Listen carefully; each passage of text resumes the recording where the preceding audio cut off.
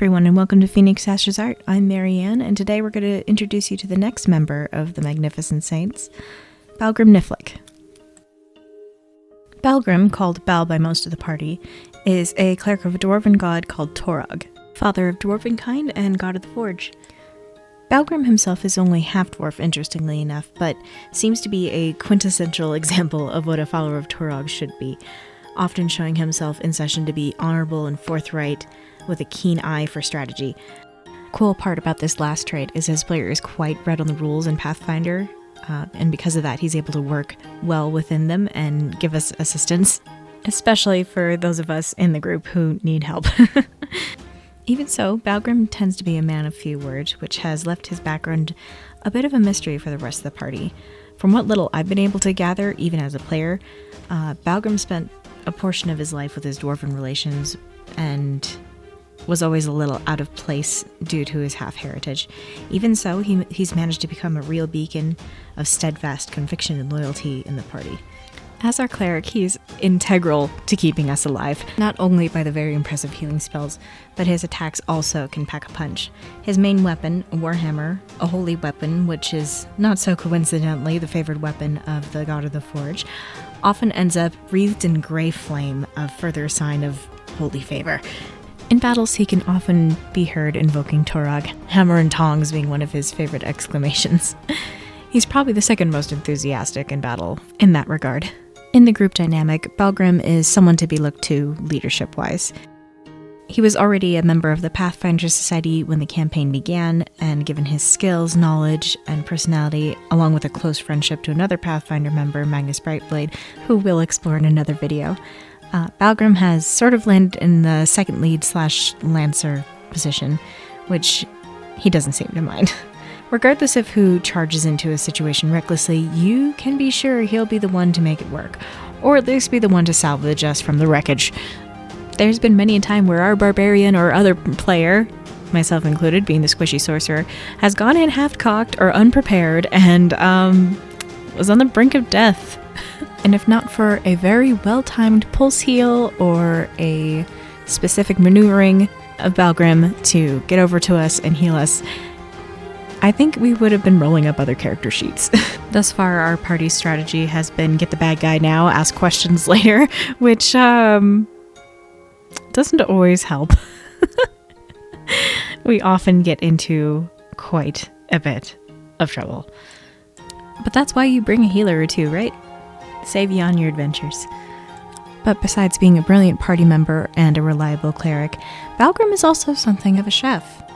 We've had many a Pathfinder meeting that has been catered by Balgrim. If you go to the Hydemark Manor looking for him and you can't find him in any of the other rooms, definitely check the kitchen. When you think about it, it makes perfect sense. The kitchen is a chef's forge after all.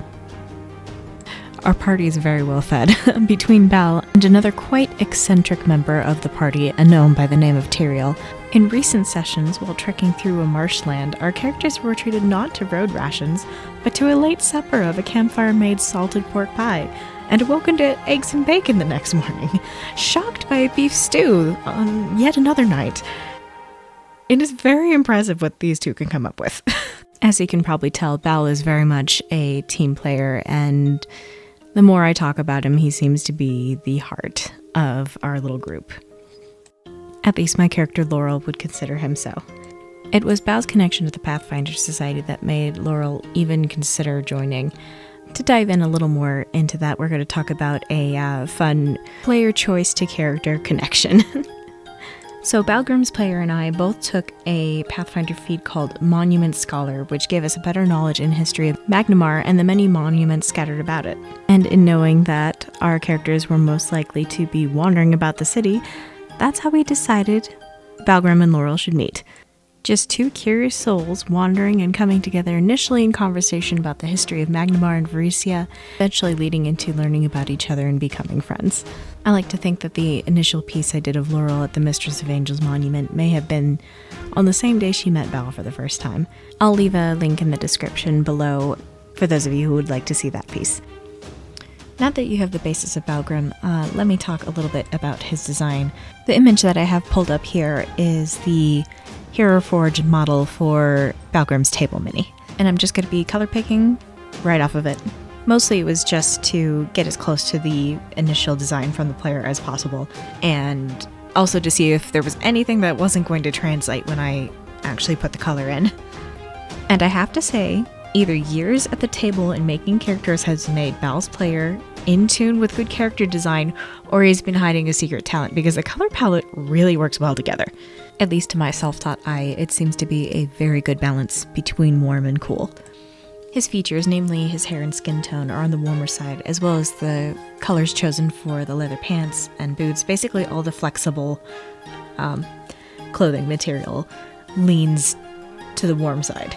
Leaving the chainmail, the metal of the warhammer, and those small accented blue gems to be the only cool colors. And not in an overwhelming way, but in a eye-catching way.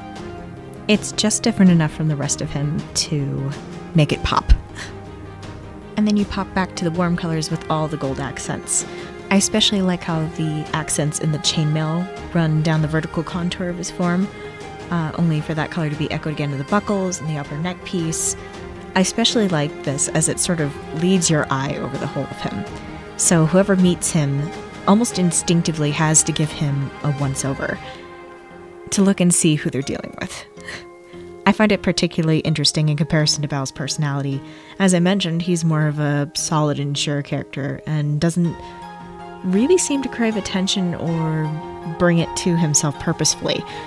However, he does have a sense of command and leadership, not in a way that's loud or bombastic, but a reserved competence.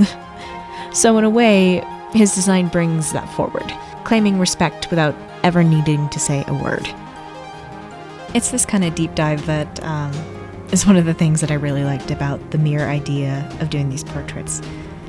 Not only am I making something for my fellow players at the table, but I get to dive a little more into their characters. While a lot of it is informed by my game notes and observations, it's still interesting to get the visual choices and how they correlate to the character. Another detail, Balgrim here, for instance, his main armor colors being the gray of the actual chainmail, and the gold are colors associated with Torog. So first and foremost, just by visual association, Bal is announcing his divine allegiance, which I think is really cool. I know for you viewers, the context is lacking, but I hope with a little more time and proficiency in my video making, I can fill you guys in on the story of the campaign rather than just the characters. But we'll have to see how that goes. So for those of you already here, already liking what I'm putting out, and those of you who have already subscribed, thank you. And for those of you just finding me, feel free to stick around, like and subscribe, and enjoy what's here and what may be yet to come. So all I really have left here is just getting the details in, the light, the shadow proper, and definitely the shine on all the gold bits. That was very fun and kind of a challenge. I had to pull up some references on the side of how gold actually shines.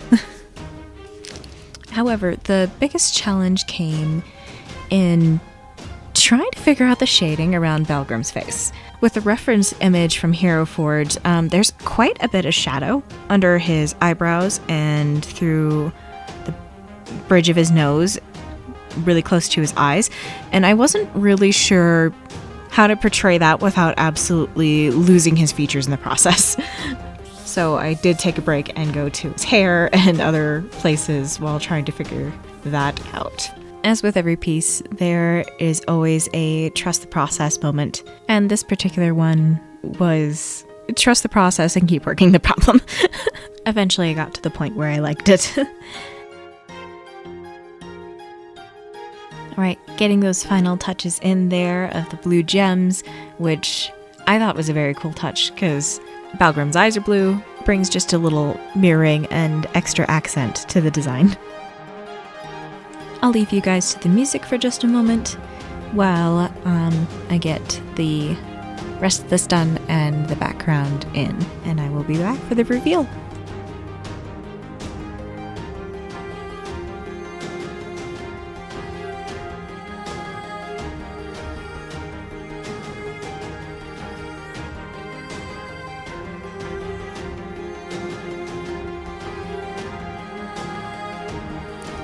here's the completed version of Balgrim.